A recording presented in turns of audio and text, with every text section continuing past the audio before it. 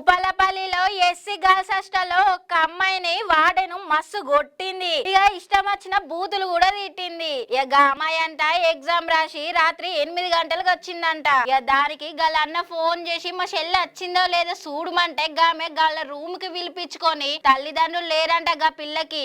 గా పిల్లని పిలిపించుకొని ఇష్టం వచ్చినట్టు బూతులు తిట్టుకుంటా కొట్టింది. అసలు ఆడదే నగిమే సిగ్గుండాలే కొంచెమైనా. ఈ అగ్గిట్లా ఆమెకి ఏమక్కుందని గా వాడనంత మాత్రాన గవన్ గట్ల కొడతారా తిడతారా? కొంచెమైనా ఆడదై ఉండి గిట్ల గాడిదలాగా చేస్తుంది. ఇక మీడియాలో అడిగితే అంట కవర్ చేస్తుందంట.